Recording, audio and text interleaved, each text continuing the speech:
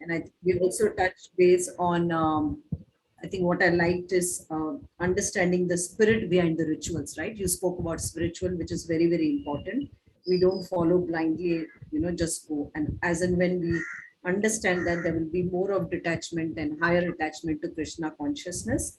And then you also touch based upon, it's not just the intention. I think apart from the intention, the attitude to offer the best is also, along with the intention, it's the attitude also, which you spoke about. And of course, I think what I liked, Parth Prabhuji spoke also, is the greed to serve Krishna. Yes, perfect. Great. Okay. Wow, you've covered a lot of points. So you almost summarized the class. Okay. So, if there is any other points remaining, anyone else wants to discuss anything else that we covered, or elaborate on any of the points which Mataji just spoke, because she summarized practically. Prabhuji, whatever I have, I will offer. That point also we had discussed last time. Yes. So, advancement in devotion, nectar of instruction, the introduction, Prabhupada writes, advancement in devotional service depends on the attitude of the follower. So, not that I have a lot of money, but I just offer, भगवान को भोग लगाने के लिए माखन मिश्री बहुत हो गया. Right? Not just that. So we have to offer to our best capacity, and Krishna he will appreciate even if you offer, yes, but he will also see, oh, I have given her, so much, but she's offering so little. He will also look at that. So Krishna is actually filled with gratitude. So filled with all transcendent qualities, including gratitude. So he will definitely have gratitude, even for a very little service. But at the same time, the agenda for him is to, help us get back home, back to Godhead. So he will also keep an eye on what you are not giving, or what other attachments you're maintaining because of which you're not able to serve him. And slowly and steadily, also he'll inspire you to cut those attachments, and more get more attached to Krishna and be naturally detached to other things. So yeah, thank you for sharing that. Yeah, yes. My takeaway was, because we are human beings and we are bound to sometimes fail and sometimes not do what is being expected as per the Krishna consciousness, but as per the last session, what I understood, he's still merciful, and he will still feel that ठीक है, जहाँ छोड़ा वहां से वापस चालू करो. Right. So I felt like I should not beat myself up. And second takeaway is, it doesn't matter what we did in the past or currently doing. It's Krishna is so merciful. Just start from very minute, and he will be with you. Yes. So that was my takeaway, because we spoke so much about relationship and marriage and other stuff and sex and other religion, which what I understood is he's there for everybody, and everyone is dear to him. Of course, devotee are more dear to him, but yeah, everybody. Yeah, so I think, like maybe in the last class or the previous to that class, we were discussing, how we should not be hopeless. The way is very long, yes. Yeah. And there is a lot, but there is a clear path defined. In fact, that's the beauty of Bhakti Yoga. So you will know whether you're progressing or not. There's a nice quote by Srila Prabhupada, I think someone had shared recently. So the beauty of Bhakti Yoga is that you know how much you're progressing, because at every point in time there is a check and balance. You can understand how much am I really getting attached to Krishna versus, and you can also see the contrary, how much I am getting detached. So that's like a barometer for us to also understand whether we are getting attached to Krishna or not, or whether we are really getting detached or not. So one can check. And also it is described how it's like eating. So when you eat, there are three things which happen simultaneously: tushti, pushti, and santushti. The hunger is mitigated, you feel satisfied, and you get nourished, right? So similarly, when you actually practice Krishna consciousness seriously, right, your hunger will get satisfied, which means that you're hankering for that love there is tapatra. You are actually within the material world. It's described as in Mangalarti saying samsara davana. So it's davanala, right? So it's like davanala fire, forest fire. So obviously, we feel the heat of the forest fire. It's so hot, or it's like burning, right? So all these problems are like burning us. We feel the heat. So one of the immediate, uh, what you can say, effects of devotional services, it's like the rain cloud which pours on top of the forest fire. This Harinam, chanting of the holy names of Krishna, is like that rain cloud. Only through rain the forest fire can be doused. Otherwise, we've seen, the Australian forest fire and so many other big forest fire. It's not easy to douse this forest fire. Only when it rains, right? It's in control. So Harinam is that, is compared to that rain cloud which pours and douses this forest fire for us. So it's only possible through Harinam in one sense, and that's the immediate effect. It's called Kleshagni. So in NOD, these parts, Nectar of Devotion, these parts are described step by step. The very first symptom of pure devotional service. The first symptom of pure devotional service is Kleshagni, which means you be free. You become free from, although the situation, the difficult situation will be there because it's material world, but you won't be burning, right? Or you'll have the mental wherewithal to deal with it and not be so bothered. Right? So yeah, just like let me see if there is an example. Mm, okay, so yeah, imagine you're there with somebody very very dear. So even if there is a small problem, right, and you've been waiting to meet this person since ages, maybe, right, and you get a chance to be with that person, and that's your life goal probably, that you want to meet this person or be with this person, and now you have achieved that. So just a small problem doesn't, like, okay, scooter ka tire puncture ho gaya. I'm just giving a random example. It won't matter to you because what you were looking for your entire lifetime, you just achieved that, or you're just in connection with that same person whom you wanted to meet since a very very long time. So just a small, misery here and there won't bother you so much. Like, take, I will take care of it. It's okay. Right now, let me focus on, I'm actually with the person I wanted to be with, like that. So yeah, Krishna consciousness is, if one practices seriously, one usually gets relief from material miseries. Okay, so yeah, let's start with today's session, or any other points anyone wants to discuss. I think there was a discussion on Madhav Seva is Manav Seva also, I think, in the beginning. I'm not sure if did Harshita give you all. Is there Krishna Agarwal Prabhu there? He's not there. I think there was another topic given to them for speaking for 5 minutes, but I'm not sure if they are there. Okay, we'll carry on with this session. Okay, so Shreyan Swadharmo Viguna. Please repeat.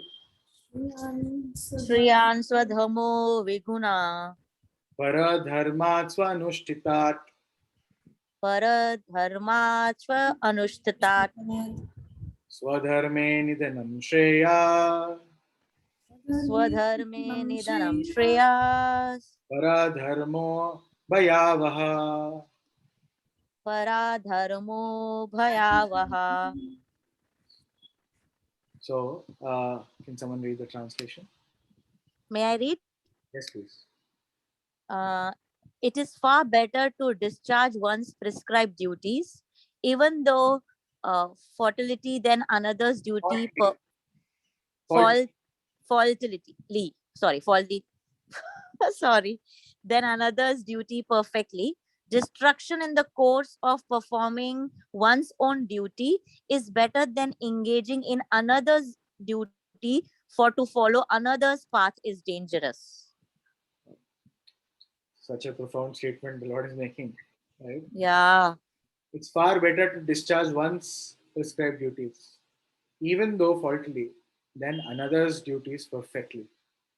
So, uh, this is also, what some people make modern movies on. Kare, follow your, uh, you know, follow your heart, and do what you like. So in the Vedic system, all of this was already taken care of. If, as per your nature and as per your activities, you would have, you can choose your work, right? So somebody who's, more inclined towards, doing yagyas, reading scriptures, discussing philosophy, Brahmana, right? He's inclined and he's actually doing. So Guna, he has the qualities of a Brahmana. He's clean, he's truthful, all of that. And Karma, he's actually performing those activities. So basis Guna and Karma, right? He can be classified or as a Brahmana or a Kshatriya or a Vaishya or a Shudra, like that. Right? And it is far better for a Brahmana to do Brahmana's job than to pick up Kshatriya's job, right? And similarly here, the conclusion for Arjuna, Krishna is telling him, you are talking about going to the forest and, begging, etc. But it is far better to discharge one's own prescribed duties, even though faultily, even if there is fault in it, than doing another's duty perfectly. And destruction in the course of performing one's own duty is better. Even if you die on the battlefield, it's better, right? Than engaging in another's duty, than trying to, become a Brahmana or a beggar or something. For to follow another's path is dangerous. Let's see what Prabhupada says. One should therefore discharge his prescribed duties in full Krishna consciousness, rather than those prescribed for others. Materially prescribed duties are duties enjoined according to one's psychophysical conditions under the spell of modes of material nature. So, because we are in the material world, we have certain kind of conditionings, we have certain inclinations, we have certain distastes, we like doing certain things. So, basis the psychophysical conditions of nature, right? One should perform prescribed duties. Spiritual duties, as ordered by the spiritual master for the transcendental service of Krishna, right? Spiritual duties are ordered by spiritual master for the transcendental service of Krishna. But whether material or spiritual, one should stick to his prescribed duties even up to death, rather than to imitate another's prescribed duties. So there are two prescribed duties. One is as per my own psychophysical nature. The other prescribed duties are spiritual duties, which are ordered by the spiritual master. And one should stick to these, prescribed duties even up to death, rather than to imitate someone else. So you are an individual personality. You have your own likes and dislikes. You don't try to become like someone else, right? Krishna and Prabhupada is saying very, very clearly. Don't try to imitate someone, right? Duties on the spiritual platform and duties on the material platform may be different, but the principle of following the authorized direction is always good for the performer. So be it material or spiritual, you always can follow the authorized direction from Bhagavad Gita, from the spiritual master, like that. When one is under the spell of modes of material nature, one should follow the prescribed rules for the particular situation and should not imitate others. For example, a Brahmana who is in the mode of goodness is non-violent, whereas Kshatriya who is in mode of passion is allowed to be violent. As such, for a Kshatriya, it is better to be vanquished following the rules of violence than to imitate a Brahmana who follows the principles of non-violence. Everyone has, so, again, the whole debate, people have this whole, idea, oh, non-violence is like a ahimsa paro dharmo kind of a thing, right? Sure, you follow non-violence where it is applied well, but not in all situations. For a Kshatriya, when he sees there is injustice happening, when he sees he's the upholder, as a as a class, they are supposed to uphold religion. They are supposed to protect the innocent and the less privileged. So Kshatriya cannot say, "Oh, ahimsa paro dharma. I won't fight. I won't punish." Right? That's nonsense. Right? So this cannot be like a universally applied thing, like people sometimes think. Everyone has to, like even Buddhism for that matter, right, preaches the same, right? Ahimsa paro dharma. Yes, I think Murali, Prabhu, you have a question. Yes, Prabhu. You can unmute yourself and ask. You're on mute right now.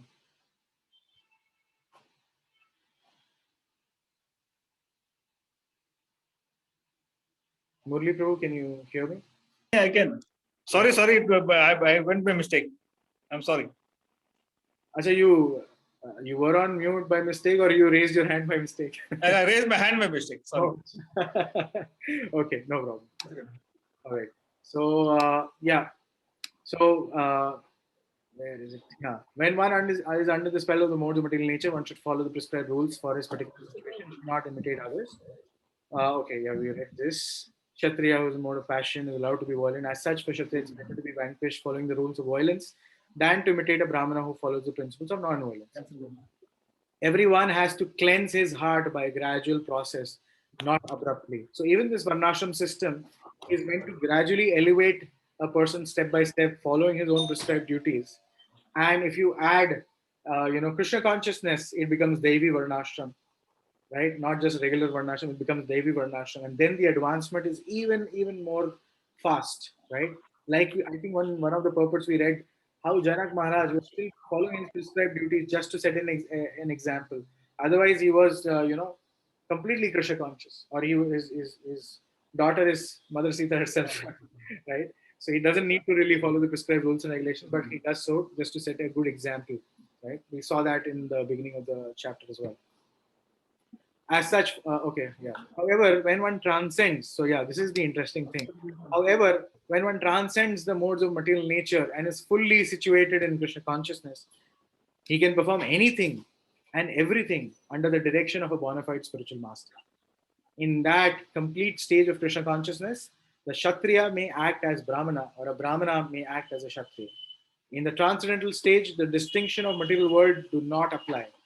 For example, Vishwamitra was originally a Kshatriya, but later on he acted as a Brahmana, whereas Parshuram was a Brahmana, but later he acted as a Kshatriya. Being transcendently situated, they could do so. But so long as one is in the material platform, is on the material platform, he must perform his duties according to the modes of nature. At the same time, he must have a full sense of Krishna consciousness. So we will be governed by the modes of material nature, right? Even if it's goodness for that matter. So one should try and perform his prescribed duties, both material and spiritual, as per their own nature. So we also encourage whatever services you like to do that service and become an expert in that service. That is something you like to do already, and you can do that for Krishna. So dovetail the same propensity in serving Krishna. That's the idea. And slowly and steadily, as the heart gets more and more clean, and the other prescribed duties to follow whatever the spiritual master says. So the spiritual master gives instruction which may not be exactly as per your liking, but still go ahead and do it. That's a prescribed duty. And slowly and steadily, you will rise above the three modes and come to the spiritual platform or transcendental platform where you transcend the three modes. At that time, you can do anything that is needed, for the service of the Lord.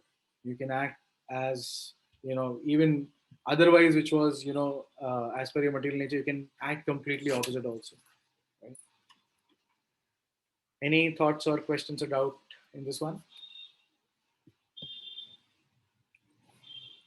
So Prabhuji, basically, because I'm staying in a material world, and of course my is so strong, but I need to do my material duties as whatever role Brahmana Shastra as per the requirement, but still keeping Krishna consciousness in my mind and heart. Am I right? Yes. Like it says transcended, I can change also based on the situation. Yes. Like now what has happened, yesterday somebody harassed me on WhatsApp very sexually, and then I blocked him, but I couldn't control my anger, so I went to police station and complained.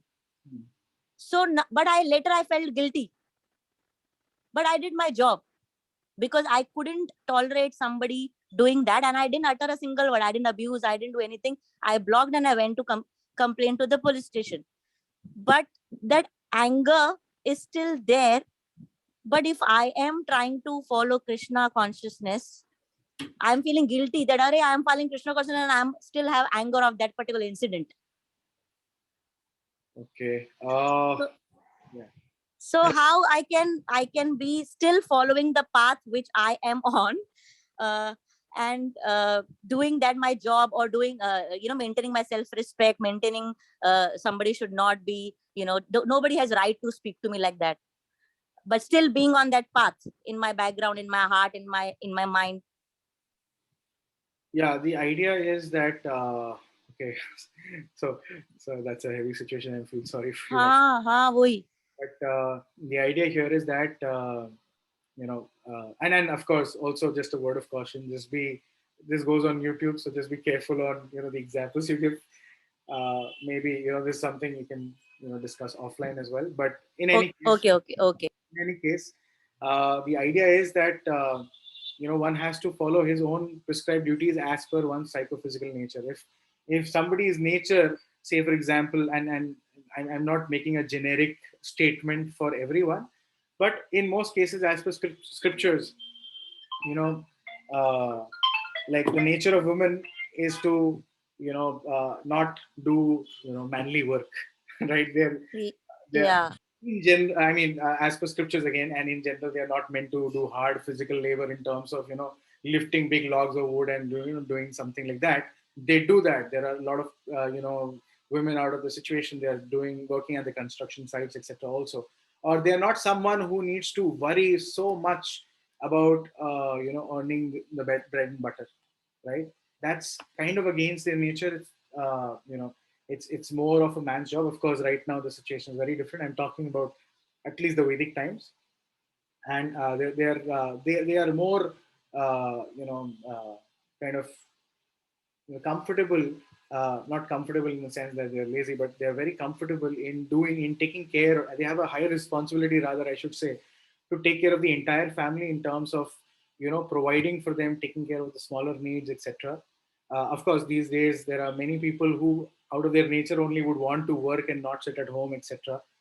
Completely okay. But whatever work then suits, like uh, if your inclination is towards maybe teaching, for example, or if your inclination is towards business, go ahead and do that. Don't be stuck somewhere else doing somebody else's prescribed duties. Yeah. The whole movie Three Idiots, for example, or many other movies, right? Yeah.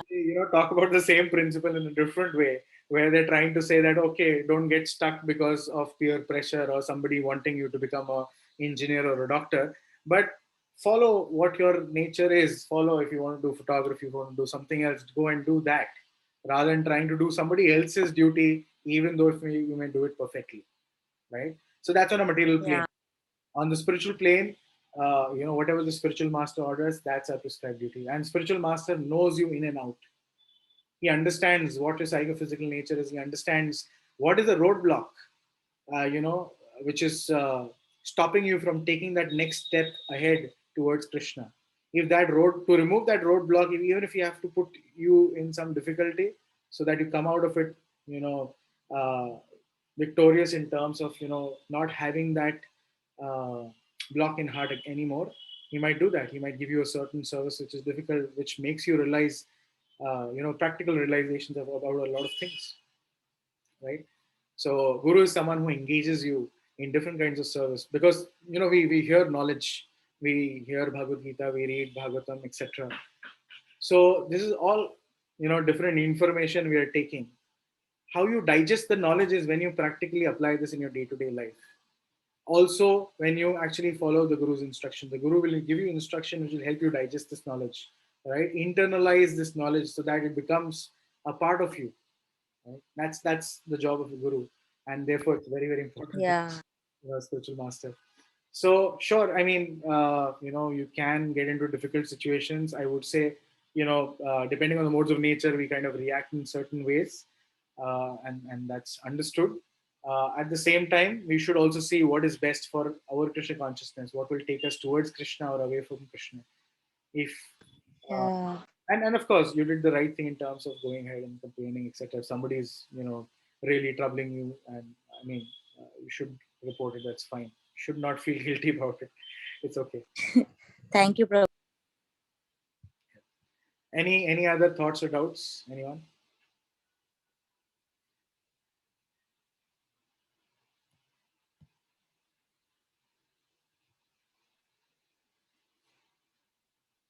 Okay, should we move on? Yes, Prabhu. Okay, Arjuna. Yes, Prabhuji. Please repeat. Arjuna Vacha. Arjuna Vacha. Atha kena prayuktoyam Athna kena prayuktoyam Papam charati purushaha Papam charati purushaha anichan api varshneya anichan api varshneya baladiva niyojita. balaiva niyojita.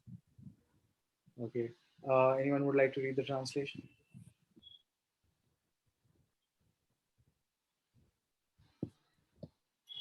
I'll read it. Arjuna said, "O descendant of Vishnu, by what is one impelled to sinful acts even unwillingly, as if engaged by force?" So Arjuna here is now trying to ask a very interesting thing, and this kind of goes into another topic of discussion. And when Krishna is saying that, okay, act according to your prescribed duties, and Prabhupada describes how it's as per the psychophysical nature, etc. So Arjuna is thinking, what about wrong activities that I do? Is it as per my nature? Is it just by force it's happening? Because later I realize I don't want to do this. I should not have done this. So Arjuna is saying, oh descendant of Vrishni, by what one is impelled to sinful acts, even unwillingly, as if engaged by force. And of course, he's also trying to ask, what about these people? Is it their nature to act like this, or is it something which is impelling them to act sinfully, even unwillingly, right, as if engaged by force? So you see, even during the war of Mahabharat, they were fighting like anything during the daytime, during the wartime, and at nights they were acting like friends, right? And Yes, yes. sometimes Duryodhan would be like like this particular episode where Krishna had sent Arjuna to ask for the arrows which Bhishma Dev had kept for killing the 5 Pandavas, 5 arrows. So Duryodhan had kept with him for safekeeping, and then Arjuna went to ask. So Duryodhan at that time appeared so benevolent, saying that, oh, even if you want to ask me the kingdom for which you're fighting right now, you can ask that, right? And you will suddenly think, what happened to Duryodhan, right? Maybe he's good, but maybe he's impelled by some other things that he's acting sinfully. And Arjuna then said, you give me the 5 arrows, and then he realized, how does he know? And then Arjuna said, oh, Krishna told me. So then later, that night, Duryodhan thought maybe Krishna is God, right? And repented on his act for trying to capture Krishna when he had come for with the peace treaties on behalf of Pandavas. So but then next day again he's back. He's back to fighting. He's back to the same sinful behavior, right? So I mean, very aptly Arjuna is asking, "Oh, descendant of Vishnu, by what is one impelled to sinful acts, even unwillingly, as if engaged by force?" So Prabhupada writes, a living entity as part and parcel of the Supreme is originally spiritual, pure, and free from all material contaminations. Therefore, by nature, he is not subject to sins of the material world. But when he is in contact with material nature, he acts in many sinful ways without hesitation, and sometimes even against his will. As such, Arjuna's question to Krishna is very sanguine as to the perverted nature of the living entities. Although the living entity sometimes does not want to act in sin, he is still forced to act.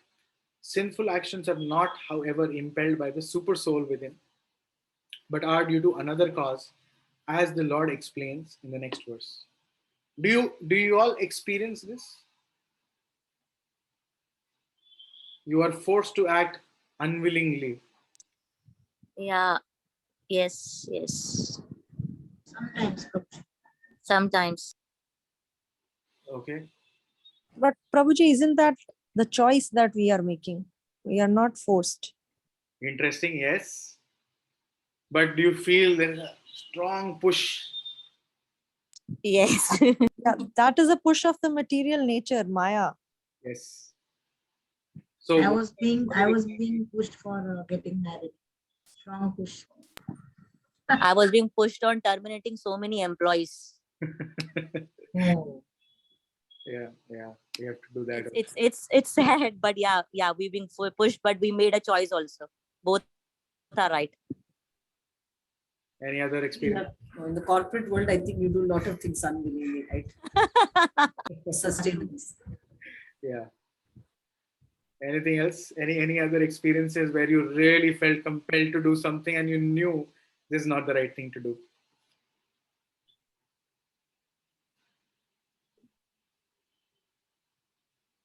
Yes, Priyanka Mataji, are you trying to say something? No, no. Okay. Fine. So you want to know what is it that impels us? If you know, then you can manage it. Right? At least you know. Later on, you can work on how to manage it. Do you want to know? Yes. Yes, Prabhuji. Yes, yes. Okay. Wow, more suspense Krishna is creating. Okay. Shri Bhagavan Vacha Sri Bhagavan Shri Bhagavan Vacha. Vacha Kama Esha Krodha Esha Kamesha Krodesha Rajo Guna Samudbhava Rajo Guna Samudbhava Mahashano Mahapapam Papma Mahashanu Mahapapa Papma Yeah. Vidhi Enam Ihi Vairinam. Viddhi Enam Iha Verinam. Very important shloka. I should try and memorize this also. It'll remind you of what is it that is forcing me. Let's chant this again. Shri Bhagavan Vacha Shri Bhagavan Vacha Kama Esha Krodha Esha Kamesha Krodesha Rajo Guna Samudbhava Rajo Guna Samudbhava Mahashano Mahapapma Mahashano Mahapapma Vidhi Enam Iha Vairinam. Viddhi Enam Iha Vairinam. Can someone read the translation, please? Yes, the Supreme Personality of Godhead said, "It is lust only, Arjuna, which is born of contact with the material mode of passion and later transformed into wrath, and which is the all-devouring sinful enemy of this world." Yes. So, Krishna is saying, it is lust only, Arjuna, which is born of contact with the material mode of passion, right? So it comes from mode of passion. And what is that enemy? The number one enemy is lust, which is born of passion and later transformed into wrath. Wrath is anger, and which is the all devouring, sinful enemy of this world. So let's see what Prabhupada writes. When a living entity comes in contact with the material creation, his eternal love for Krishna is transformed into lust in association with the mode of passion. Or, in other words, the sense of love of God becomes transformed into lust, just as milk is in contact with sour tamarind is transformed into yogurt. Then again, when lust is unsatisfied, it turns into wrath. Wrath is transformed into illusion, and illusion continues the material existence. Therefore, lust is the greatest enemy of the living entity, and it is lust only which induces the pure living entity to remain entangled in the material world. Wrath is the manifestation of mode of ignorance. These modes exhibit themselves as wrath and other corollaries. If therefore the mode of passion, instead of being degraded into mode of ignorance, give me a second. Yeah. So yeah. If therefore the mode of passion, instead of being degraded into mode of ignorance, is elevated to mode of goodness by prescribed method of living and acting, then one can be saved from degradation of wrath by spiritual attachment. Right. So here Prabhupada is describing how what is lust. First of all, lust is basically desire to enjoy separate from Krishna. Right. That is lust. Lust, of course, has a lot of different connotations, and it includes those as well. But on a very, very broad level, is to desire is the desire to enjoy. I am the enjoyer, right? Without Krishna, that is lust, right? Love means, oh, Krishna is the enjoyer. I want to serve him. right? Lust is completely opposite. Lust is, I want to enjoy. I am the enjoyer. Everything should happen for me. So unrestricted, unlimited desires is lust, right? And it's born out of mode of passion. Mode of passion, one of the features is I want more and more and more, greed, right? Or in other words, the sense of love is becoming transformed into lust, just as milk turning into curd through tamarind, right? So lust, the greatest enemy of the living entity, which makes us entangled in this material world. Because of lust, if the lust is unfulfilled, right? If you want something, a small child wants a toy, mother says, no, you cannot get it, right? What is the next reaction? What does he feel? When somebody says no to you, no, you cannot have it, or you cannot get it, or no, I won't do it like what you're saying. What is our immediate reaction? What do we feel? Anger. Anger. Anger. Anger, right? And from anger, there is an entire series which comes later. Prabhupada has just touched upon this. When unsatisfied lust turns into wrath, wrath is transformed into illusion. And we are living in illusion. In fact, not just illusion, delusion. So I've explained this earlier: illusion, delusion, and hallucination. Different degrees of illusion, right? So we live in delusion actually. We forget all the good things.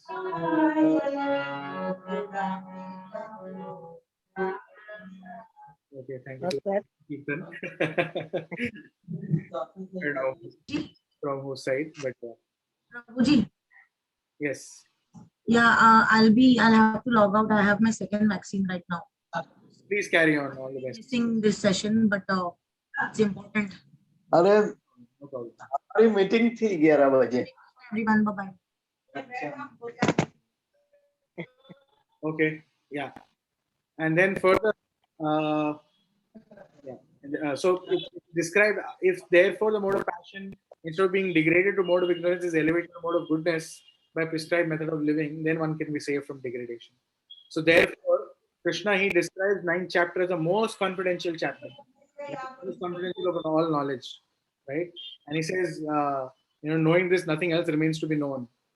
But then in the later chapters, in the 14th chapter, 13, 14, etc., he describes the modes of material nature. And there he talks about how this knowledge is even better than whatever has been explained. Why? Because that knowledge is not that it's superior knowledge to pure devotional service described in the 9th to 12th chapter, but that knowledge is something which is to be applied for all of us, is an application thing for all of us right now. What is the application thing? At least raise yourself from mode of passion to goodness and don't degrade yourself into ignorance. How to do that will come step by step. So the Supreme Personality of Godhead expanded himself into many of his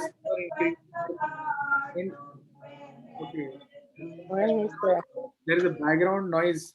Not noise, actually, some kirtan. Sorry, my bad. I'm saying it. There's a background kirtan. Sorry. Krishna Agarwal Prabhu. Okay, I will probably mute him. Okay. So the Supreme Personality of Godhead expanded himself into many for his ever increasing spiritual bliss, and the living entities are part and parcel of this spiritual bliss. They also have partial independence, but by misuse of their independence, when the service attitude is transformed into propensity for sense enjoyment, they come under the sway of lust. This material creation is created by the Lord to give facility to the conditioned souls to fulfill these lustful propensities, and when completely baffled by prolonged lustful activities, the living entities begin to inquire about their real position. So very, very clear, right?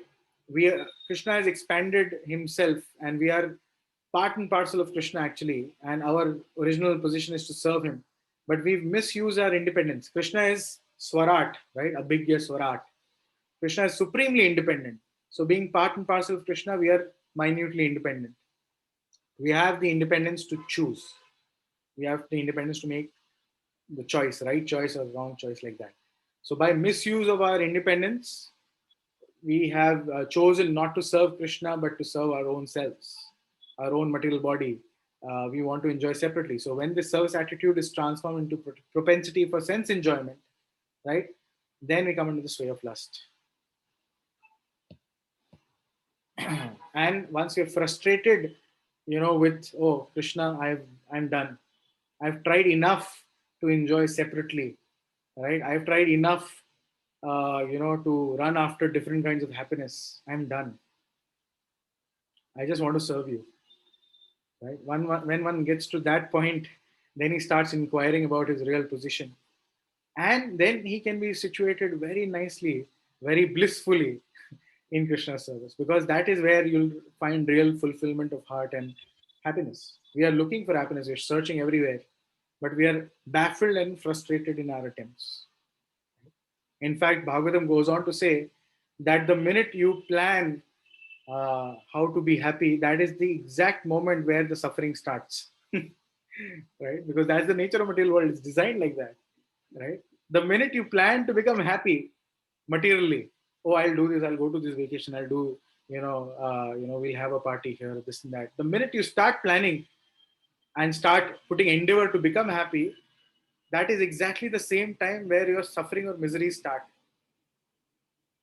If you simply surrender to the Lord that, okay, I don't want to worry about any of those, I just want to serve you, you will be naturally happy. So this inquiry in the beginning of the Vedanta Sutra, wherein it is said, Atato Brahma Jigyasa, one should inquire into the Supreme, right? And the Supreme is defined in Srimad Bhagavatam as Janmadi Asya Yato Anvayad Itarasta Cha, or the origin of everything is the Supreme Brahman. Therefore, the origin of lust is also supreme. If therefore lust is transformed into love for Supreme, or transformed into Krishna consciousness, or in other words, desiring everything for Krishna. So lust is, you're desiring. But the same desiring, if it's for Krishna, then both lust and wrath can be spiritualized. Hanuman, the great servitor of Lord Ram, exhibited this wrath by burning the golden city of Ravana. But by doing so, he became the greatest devotee of the Lord. Here also in Bhagavad Gita, the Lord induces Arjuna to engage his wrath upon his enemies for satisfaction of the Lord. Therefore, lust and wrath, when they are employed in Krishna consciousness, become our friends instead of our enemies. So here's the trick how to do it, right? You will have so many desires. But we are not saying become desireless. That's the job of, that's what they are, so-called followers of Buddha are saying, become desireless. That's not possible, because the nature of the soul is to always be active, to always, and the only freedom it has is to desire or to choose, right? So that you cannot take away from the soul. That's an intrinsic quality of the soul. By nature, it is like that. But what we can do is we can dovetail our desires, align it with Krishna's desires, or desire things for Krishna to serve him. Oh, I see a nice flower, I pick it up for Krishna. Or I even think, oh, how nice it will be if I can offer this to Krishna. Right? There are so many devotees who are sometimes not able to offer, but then when they go in the market, they see all the flowers, so many hundreds and thousands of flowers. If you go to a bigger market, they think, yeah, oh, nice, how nice this will look on Krishna. And they mentally offer it also, offering all these flowers to Krishna. Right? If they're not capable of, purchasing everything out there, they can mentally still do so. There was a devotee of Sri Chaitanya Mahaprabhu, one brahmachari. So, he was very, very poor. He's not capable of, doing a lot, because he had no money. But then mentally, he used to literally build an entire pathway for Sri Chaitanya Mahaprabhu filled with flowers. So wherever Chaitanya Mahaprabhu walks, right, the path is filled with, and especially when Chaitanya Mahaprabhu went bare feet for a South India yatra, the entire, it was not like a smooth, silky road or something. It was filled with sand, pebbles, stones, and different kinds of things. So, and he was anxious. How will, if a stone pricks Chaitanya Mahaprabhu's lotus feet, how soft those feet are. And he was in such great anxiety. So he mentally tried to offer and build an entire path filled with nice soft rose petals and flowers, etc. So that Chaitanya Mahaprabhu can walk very nicely, comfortably on the roads and do his yatra in South India. So just imagine, right? So there's no boundary for devotional service. Just that you have to have a desire to serve, right? If you have no physical means, you can do it mentally as well, right? But you should have that desire. And Krishna is looking and waiting to see when will this person have the desire. That this entire movement is about to cultivate. Is this entire reading session or Bhagavad Gita class or even Bhagavatam class is nothing but an opportunity to cultivate the desire to serve Krishna. Right?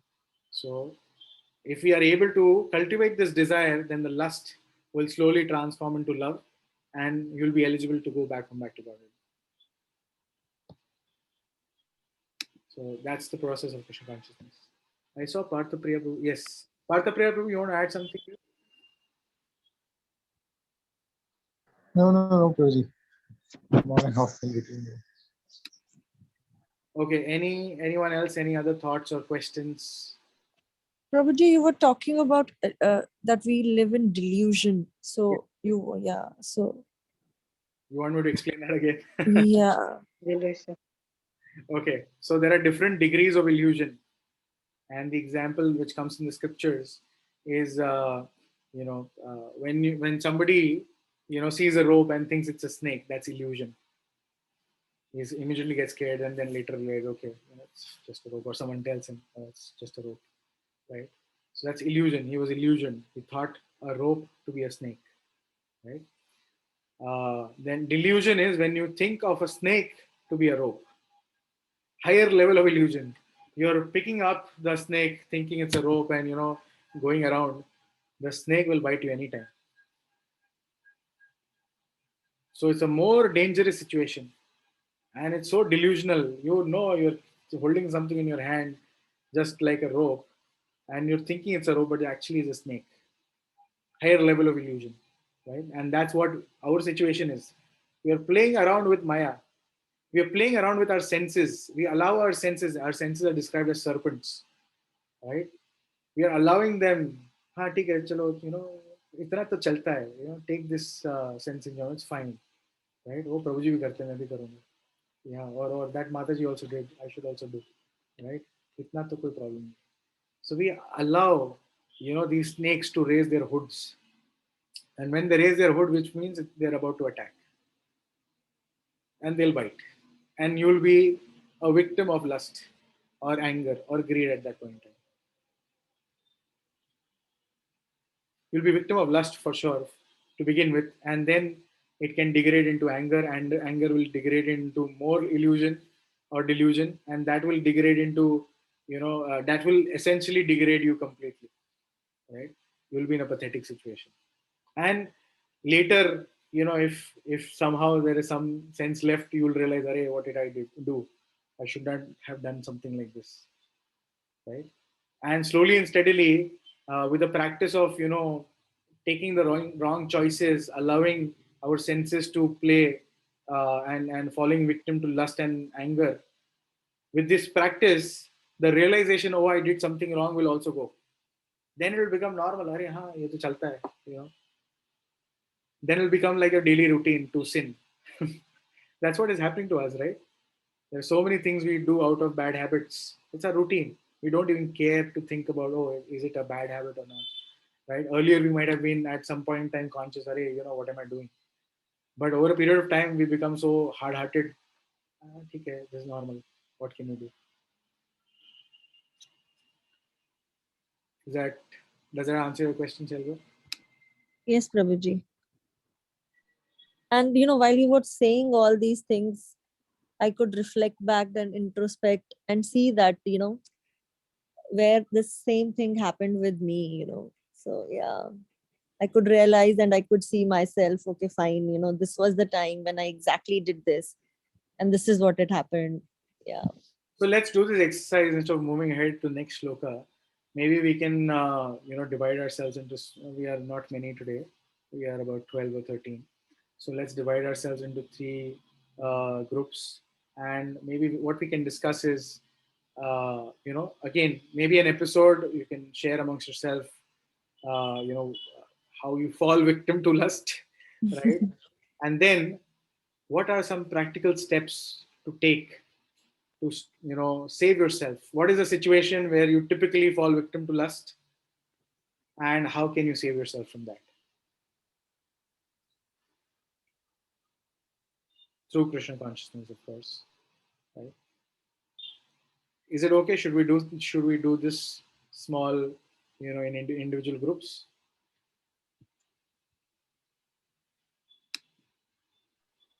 I think we can express it here itself, open. Yes, we can express it here. I don't really have anything to share much.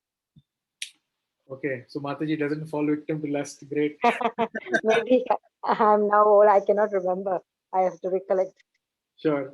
Okay, no worries. You can think while someone else may want to share. Okay, I'll start because, I could see. So what happened from last almost 21st was my daughter's birthday.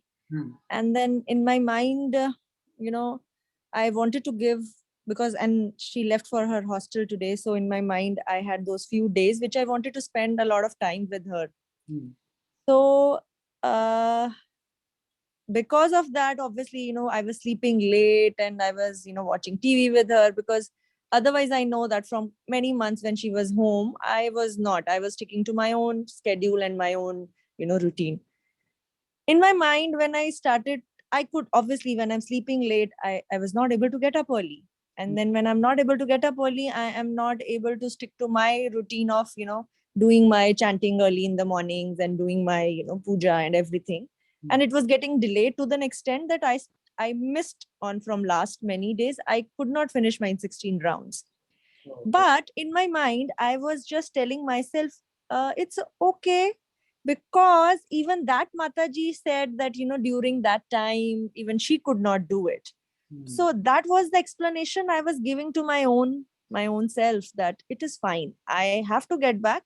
After 4 or 5 days, I will get back, And then when you were saying that, these are the desires, it wasn't a lust, it was just a desire to spend more time, with my daughter. And the solution was that I never stopped chanting. It was never zero for any of the days. Even if I could do 6, 7, 8, I was doing, because that was, somehow it was coming automatically, I could not do 16. There was a missing bit. I wasn't guilty, but there was a missing bit. But the only thing where I told my mind that somebody else is doing and it is okay to do, that was the wrong thing that I did. So what do you think you should have done? Or how can you better manage the same situation if it repeats? I'm sure it will repeat itself. I think I would have done like, I would have still, even if I was sleeping late, I could have stick on to my routine, and I could have taken a nap during the day when she is doing her school, and, so that I can catch up on my rest. But I should have stuck onto my routine. It was just a matter of morning 3 hours. That's it. And then, I could have stuck to my routine, and then I could have adjust my day, where I could have taken little time to just take a nap while she's doing something else. Because there were times when she was busy in her school and I was just sitting around her, just looking at her, or, just reading something, like that. Okay. So imagine, and don't be offended. No, not at all. I'm going to give an example. So I'm already kind of establishing, don't get offended on that. So imagine, tomorrow, we come to your place and we kidnap your daughter. Right? And, No, I'll be happy. She'll be with you. I'll be happy with that. She'll spend some time with you. I'll be happy with that. Okay, wrong example. Okay. Just imagine this. I mean, on a serious note, we kidnap your daughter and we, show you her face on video and say with a gun point, chant 16 rounds. You finish 16 rounds early in the morning. Otherwise, if you don't, we'll kill her. Yeah, I think I would be doing double the rounds then. More 16 ki jagah, I would have been doing 32 rounds, so that, okay, fine, I will do 32. You just, just release her. Yeah. Exactly, right? So Yeah. the point of giving this example is, we understand, the situation. It's so urgent and it's so serious, and it's top priority. You leave everything else, but first thing you'll do is chant, so that your daughter's life is okay. Correct? Yeah. Prabhuji, is it attachment to her daughter No. or again Krishna Rinku consciousness? Mataji, just bear with me for a few minutes. Otherwise, it'll just be some other direction. Sure. Okay. The example will be misunderstood. I don't want. Okay. So the idea is for us to realize, and of course, right now we don't have that kind of urgency or priority in our mind for chanting. That's Yeah. also something which is there, and it's with me also. Not that it's with me as well, right? What can you do to help or help yourself understand or realize the urgency, the importance, or the priority of chanting maybe the first thing in the morning, and then go about your day. And then, of course, you have time if you've done with your rounds. You have time the day to interact with your daughter. What can I you do? think I also realized if I can relate something which is, my sensitivity, and I can relate that, okay, fine, I would do these 16 rounds, so that, not asking or not, not asking anything from Krishna, but just in my mind that if I do these 16 rounds in the morning, I will be able to spend quality time with her instead of my mind being somewhere else and my body somewhere else, because it was happening. There was time when I was saying, oh God, I'm here with her, I missed my rounds. And then, I could do that instead of just, to give her quality time. I should give priority to my own self and my chanting, Yes. my Krishna first, then so that my mind is with me, and I can give her also that I'm not separated in, between my mind and my desire and my all those things. Yeah. In fact, you reminded me of a class I was hearing. This was by His Grace Amog Leela Prabhu. He was saying that it's a guarantee. If you do your 16 round, anybody who's doing his 16 rounds early in the morning, completing rounds and then going about his day, he will have time for, to do whatever he sets to do. If you are not able to finish your rounds, or if you're not doing your rounds in the morning, then you'll find ye bhi nahi hua, wo bhi nahi hua. Even your regular other work will always somehow the other remain incomplete. But if you are able to give time to the Lord early in the morning, and complete at least a minimum quota of round that you've promised to the Lord, then your entire day you have time for everything Yeah. that you set out. Of course, not if hundreds of people are requesting you different things, but at least whatever you set for yourself, you'll be able to easily achieve. And that's out of practical experience he was talking, and not just his own personal experience, but other people's experience as well. And we should really try it. If you try and do that, and you'll see how in the day you have time for everything else as well. Yeah, Prabhuji, it's my own example, because it's only from last 4 months that I have started to get up early and do my morning rounds regularly. Before that, I was the one who would get up at 10:30. I could never finish my things. I was never in a routine. Just by following my morning chanting and my morning puja, I could see that everything started to happen some specific times, and then I started reading a lot, then other things started to fall in place, and that too in that full day, so many things I could do which I could not do earlier. Yeah. So this is where we, Prabhupada, and I've actually mentioned this earlier, but I'll repeat it. So Prabhupada describes, or he actually told Yamuna Mataji, use all your intelligence to chant Hare Krishna, which means use all your intelligence to plan your day in such a way that you don't sleep on a heavy stomach, you don't eat a lot and you don't sleep late, so that you can get up early in the morning, chant your rounds very, very nicely, because that's the Brahma Muhurt time where, it's actually in the mode of pure goodness, not even goodness. It's in the mode of pure goodness. That's the best time, to chant. And if you're able to kind of tap into that during those hours and chant your rounds, you don't have distractions. Also, that's the best time.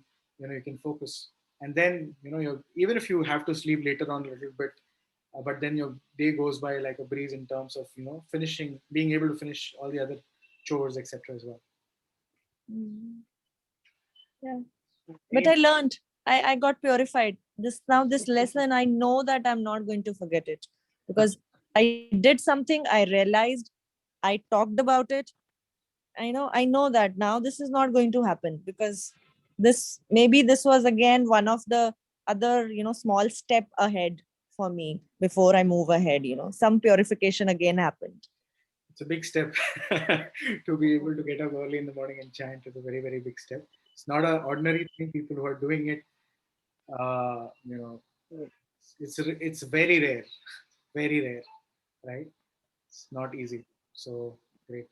Thank you for sharing that, Madhuji. Anyone else? Any other thoughts on where do they fall victim to lust and how do we get out of that?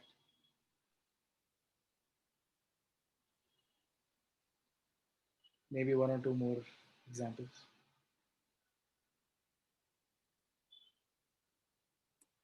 Yes, Rinku Mataji, you were trying to say something in between. Sorry, I had to stop you.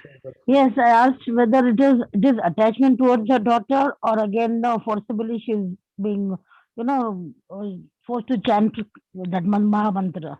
See, having affection to a daughter is fine. It's great, right? One should have affection towards a daughter. The idea is to, or rather, what can be done is to plan better, to give that priority to the holy name, right? And not get into comfortable, relaxed zone. To take a, I can be, and I'm not saying that is the exact case, but I'm just trying to think of myself if I was in that situation, and I also do it a lot. If I'm in that kind of a situation, I would say chalo theek hai, chalta hai, right? So that's what Mataji also expressed, that she kind of allowed herself because someone else did it. So yeah. Okay, thank you, Prabhuji. Even though we may come across certain situations where we may do something like this, the idea is to learn from that and plan better next time. Not that, oh, why did I do this? Oh, I'm so sinful, I'm so bad. No. Right? The idea is not that. The idea is to learn from past experiences and grow. That's the simple thought here. Yes. Okay, thank you. Hare Krishna. Okay, anyone else? Any other thoughts or reflections? Partha Priya Prabhu is there. Prabhuji, you're there?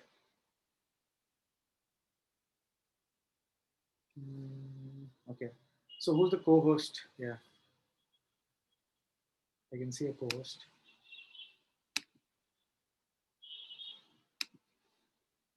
Okay, should we do one more verse and then finish it? Or should we stop here?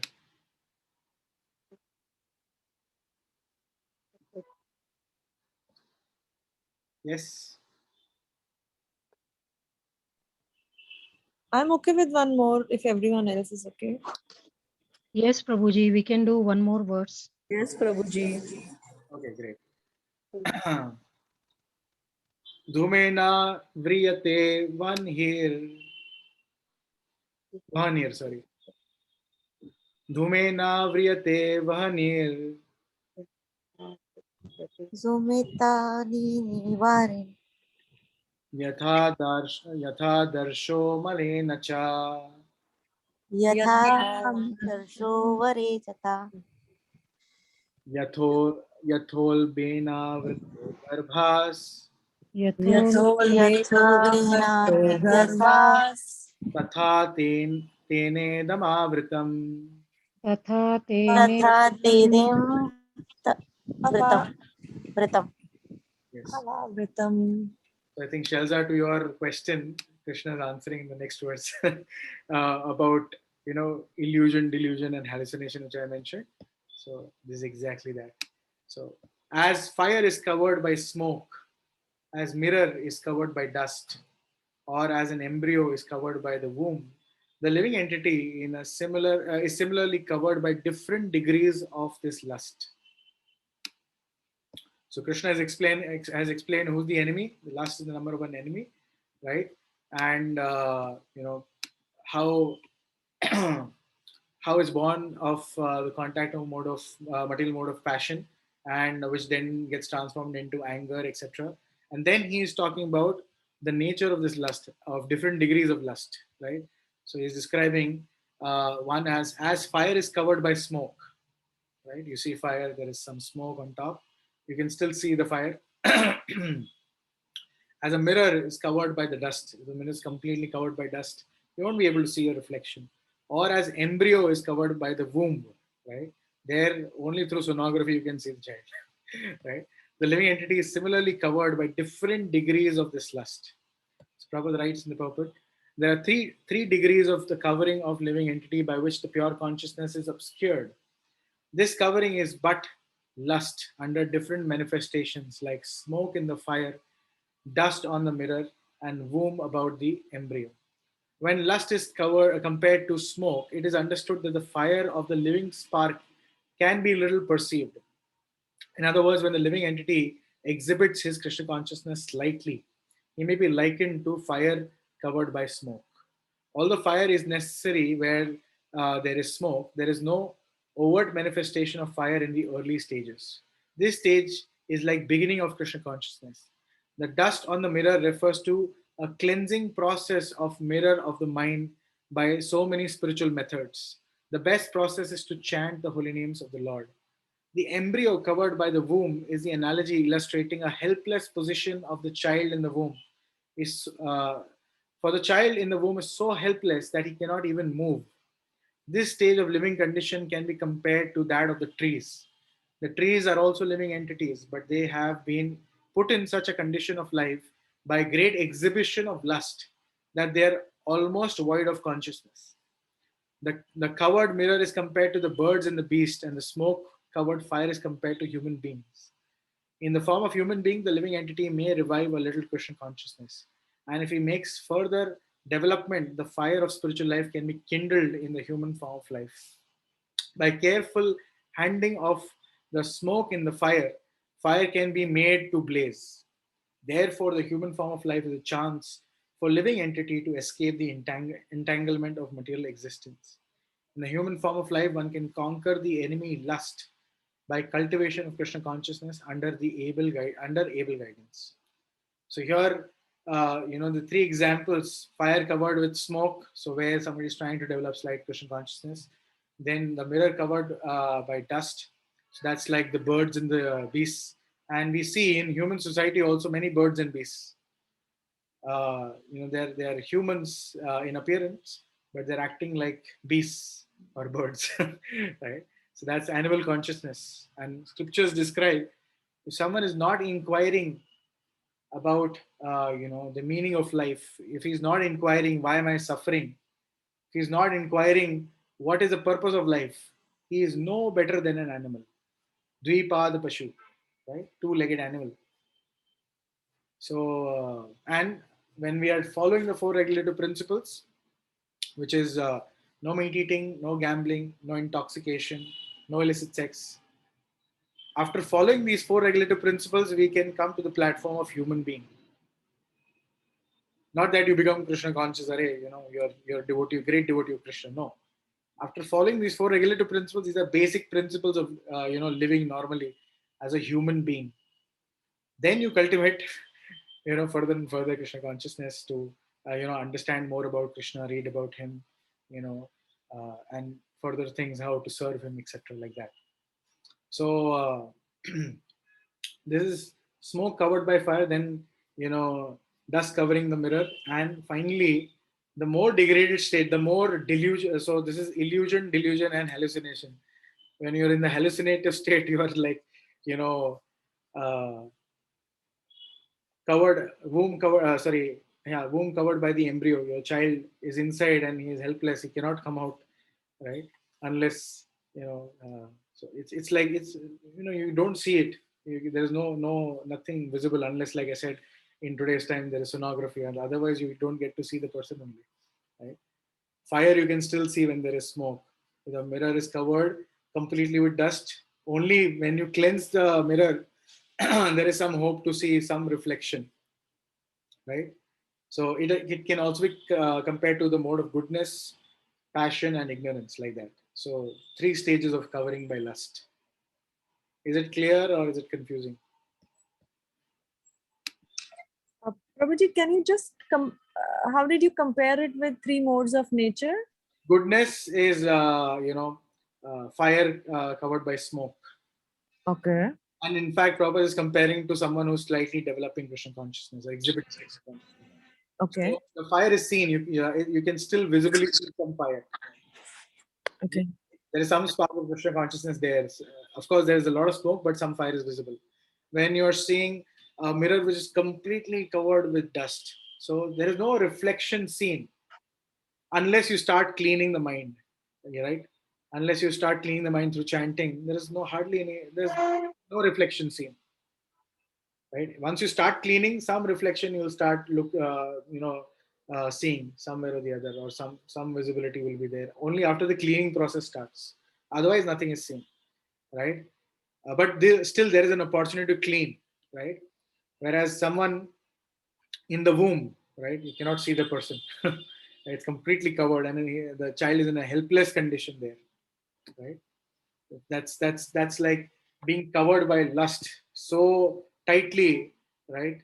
It's very difficult. Very little hope. Right? Yeah, thank you, Prabhuji. Got it. But here I just want to ask a question. That is God's creation itself, no? Hello? The child in the womb is God's creation itself. We are not okay. This is an example just to give a comparison. We are not comparing child in the womb is like, the highest degree of lust. No, we are not saying that.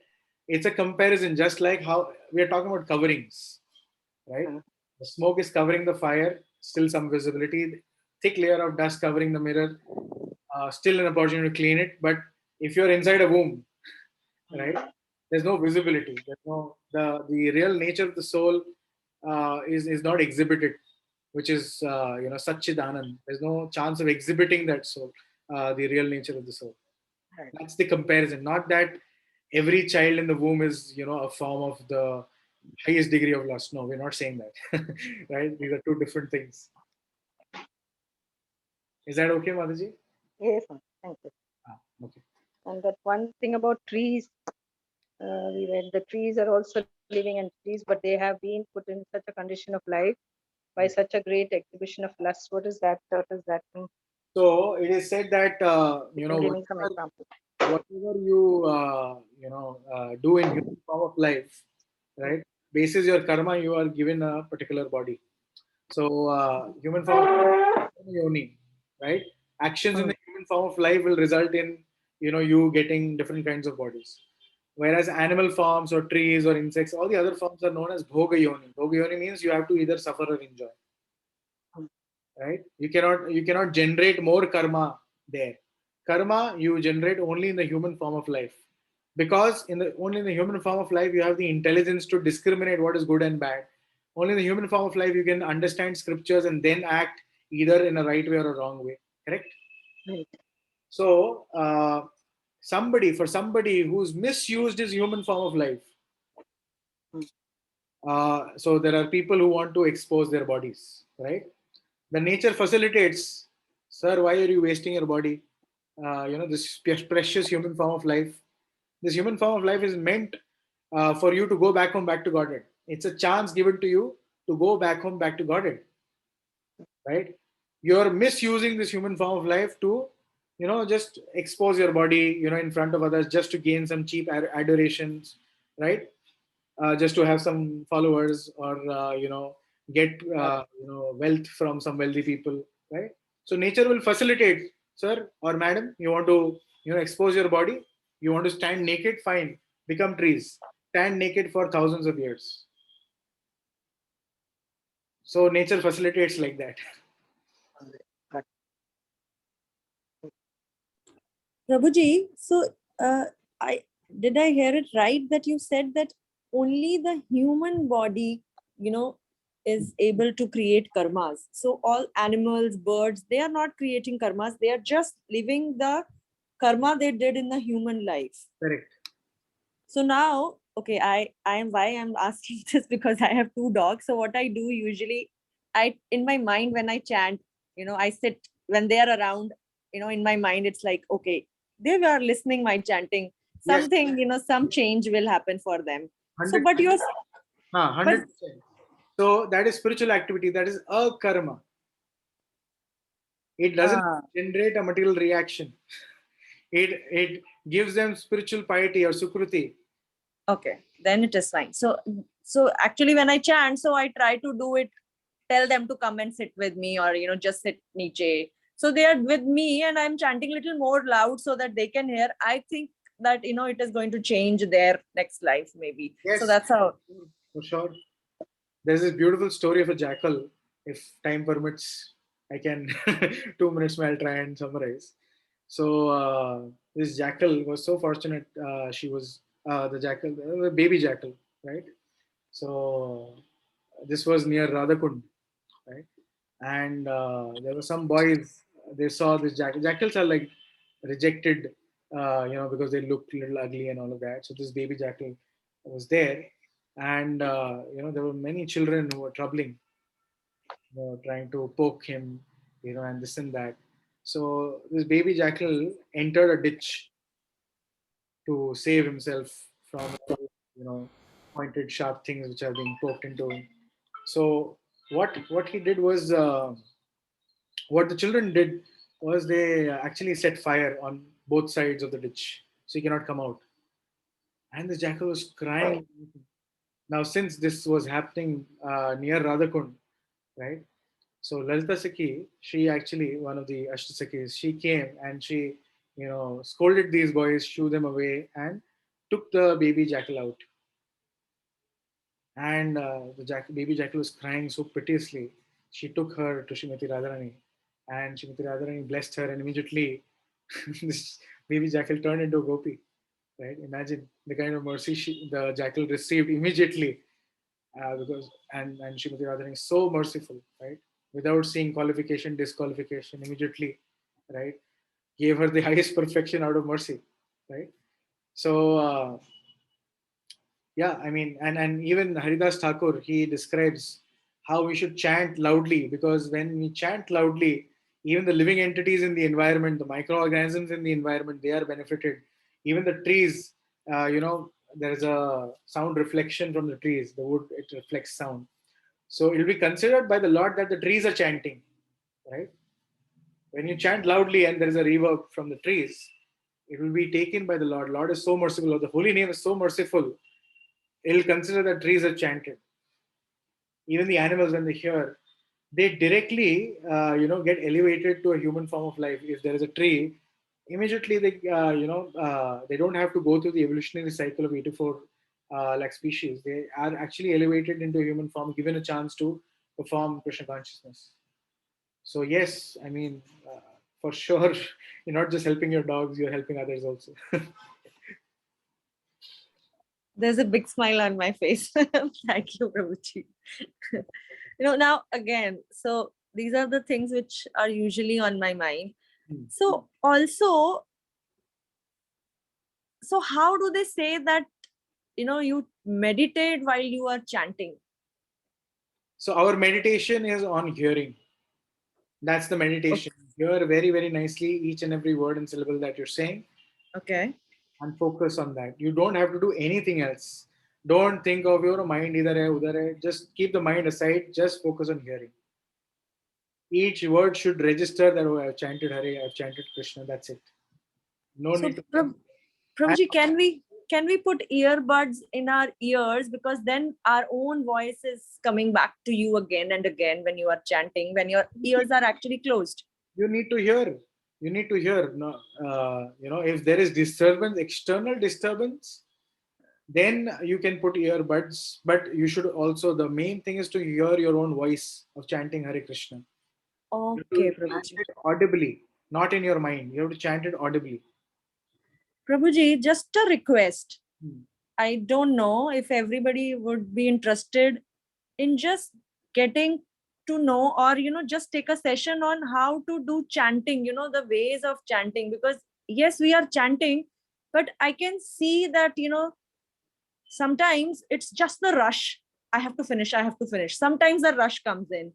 Sometimes it's like, okay, 16 rounds kar liye hain, ab now, okay, fine. The mind is not on Krishna. That's what I feel.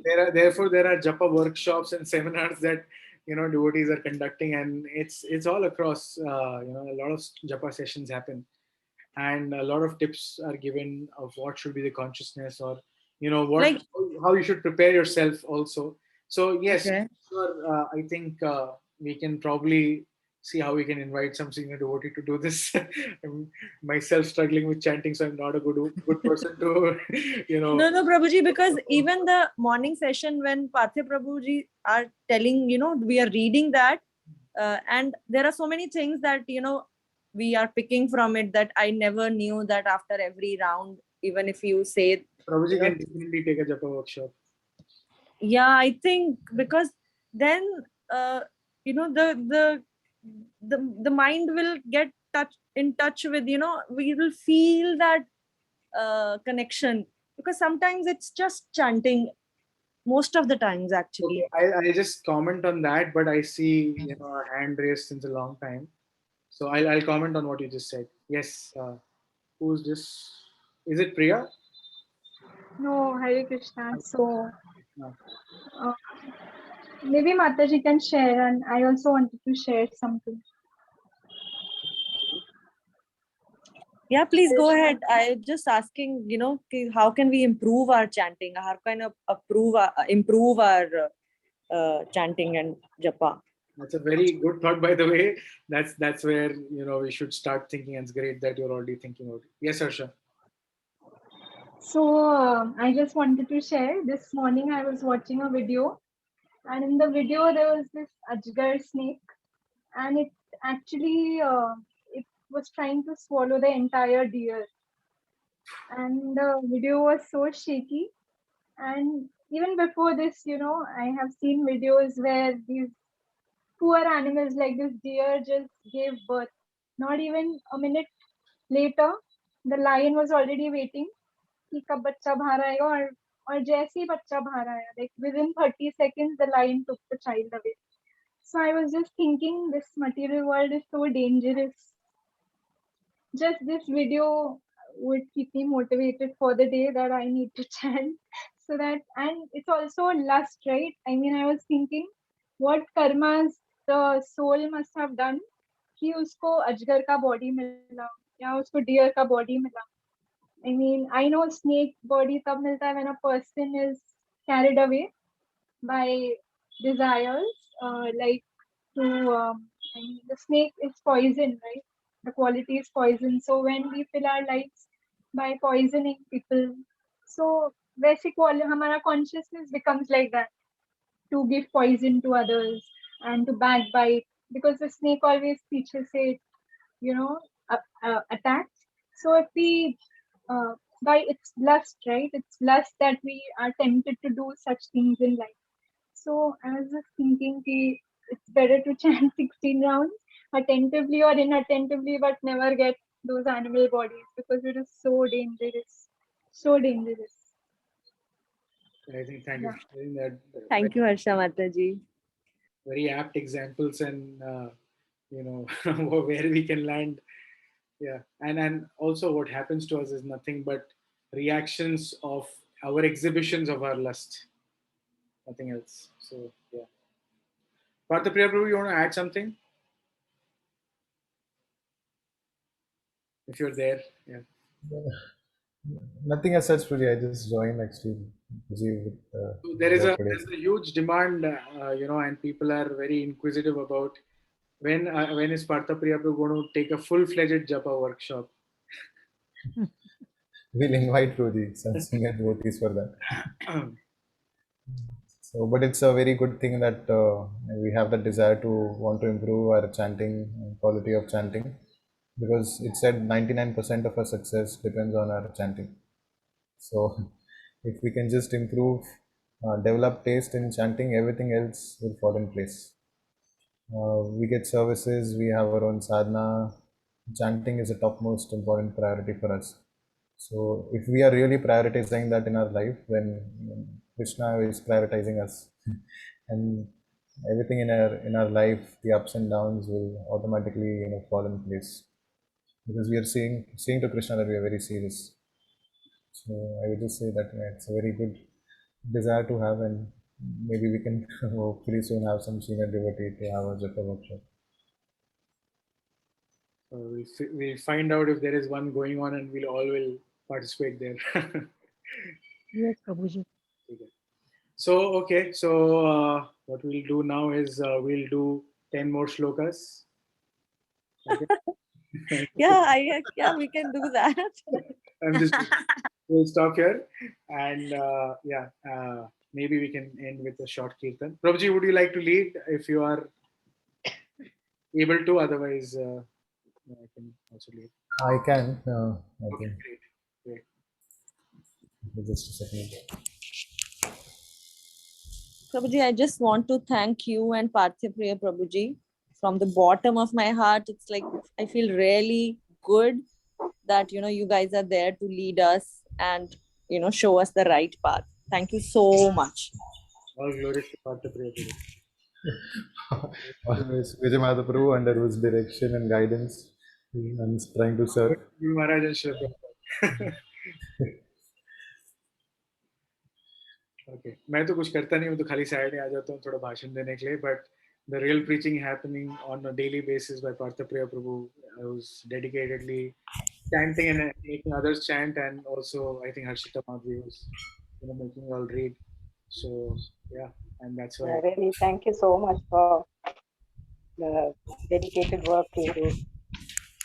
And Prabhuji, I would like to request you if you can put that video which you sent me for that Japamala.